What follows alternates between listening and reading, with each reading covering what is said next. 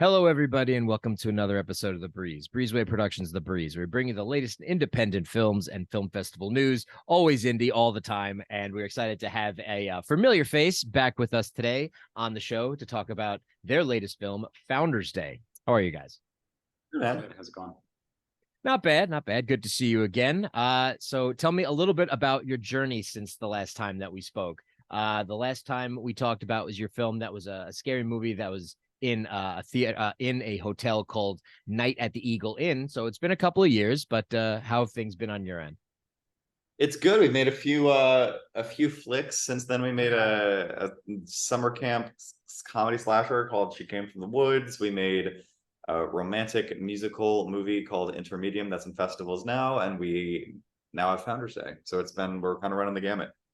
Awesome. I know that the last one that we talked about was in a hotel in Vermont, I think, where you guys found that location. This one in Founders Day, you guys had to have like a whole town that you worked on. So is the scale of your productions growing since the last time we talked? I would say that there's if you've seen Night at the Eagle Inn, this is a much bigger movie than Night at the Eagle Inn, both in terms of cast and in terms of location size and in terms of body count.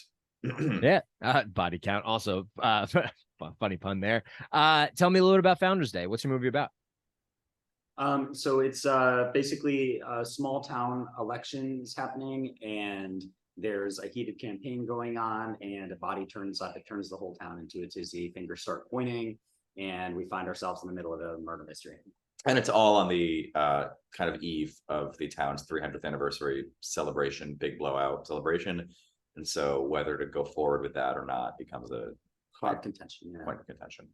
So when you were putting this together, did you see a lot of stuff that was happening in real life that you wanted to put into this? I saw there was some angry mobs yelling at each other and things got a little bit chaotic. Take some real world drama and put it into this film?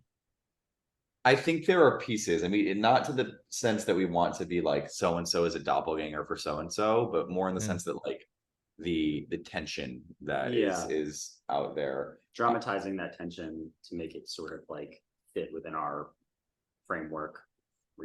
Yeah, and where it all kind of feels, I think the fact that it is a local election in a way makes it feel very bigger because the personal stakes are so high. So people are, as you'll see, the campaigners and the people doing rallies in the movie are very wrapped up in this election. And it just adds, I think, a degree of intrigue and tension that hopefully runs throughout the movie. Where did like the slasher aspect come from, where you have this character, as you can see in the still that's provided, that's masked? He has like a political wig that's on top, and that he starts coming out and murdering people. Did you always have that image or that character in mind? Pieces of it, but I think that in this, what it eventually became, I think, was very much based on the latest draft of the script and the designers that we were working with. I think, but we always wanted it to be simple, tactical, with a distinct, but what did you say? I mean, gimmick, not gimmicky, the unique but not gimmicky kind of mask. And so that went through just different variations in the mind, but I think where we ended up looks like it always felt. So it was the path there was an important one. What I love about slasher films, or where you have a murderer running around, killing people, is essentially like how the deaths are. So, when you see a death that comes across and you're just like, wow, that's really memorable for how a person died, whether it's getting stuck in a garage or having a sheet of glass cut your head off. How did you like come up with the deaths that you wanted to do for the victims of your slasher? Some are location specific, and I don't want to get too much into it. No spoilers. But you know what I mean? And it's sort of like there's a few different like cool like theatrical, not like theater, but just components I wanted to infuse in some of these things that kind of like resonated with us. And also just the context of the film, I think we're just like, what kind of makes the most sense here? How do we want to draw this out? Is this a moment of tension? And just doing something that's memorable, really. Is there anything specific? Yeah, I mean, there's a degree of, in moments, reverse engineering, like what do we have accessible to us and can we realistically drive somebody into this space? And there's moments of like, okay, someone has to be in this space. What's an interesting way to do it here? And sometimes it is just purely practical. It's like, okay, well, it's not everything has to be like a giant set piece. I think a lot of it is just the context of when and how and who things are happening to. But we definitely, it was a priority for us to, have some memorable sequences, and there are a few in mind that I have in this that I hope do that. But these things, like, live and die with audiences. So we're very eager to see it with people that we do not know. Yeah. And speaking of seeing it with people that you don't know, this is going to be at a film festival that's going to be playing called Popcorn Frights. I've never heard of the festival before, but I'm happy to learn about it. Can you tell me a little bit about the festival from your experience, since I was told you guys have been before? Yeah. It's a huge sort of fun event in Miami and Fort Lauderdale. It's a big Southeast US horror festival. And they debuted a couple of our other films as well. We were there last year with She Came from the Woods, and they screened that at the Equal as well the year before that. And it's just I think their tagline is for the love of horror. And it's just a really like positive horror community.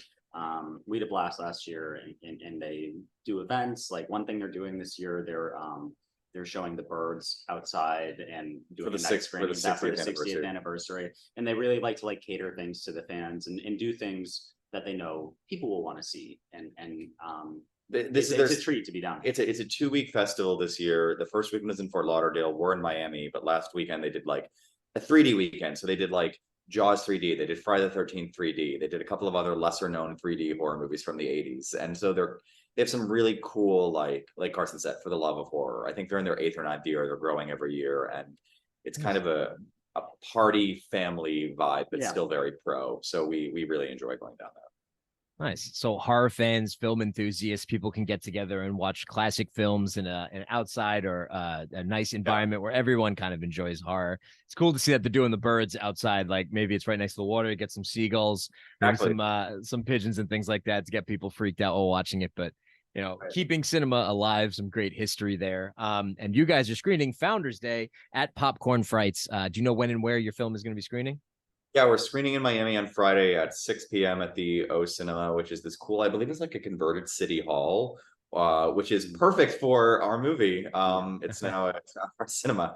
So we're doing that, and we'll be down there, and some of our other cohorts will be down there, and we'll be seeing it for the first time with people we don't know, which we're really excited about, and then having conversations about it, which is what we're probably most excited for, is to see what people speculated and things like that.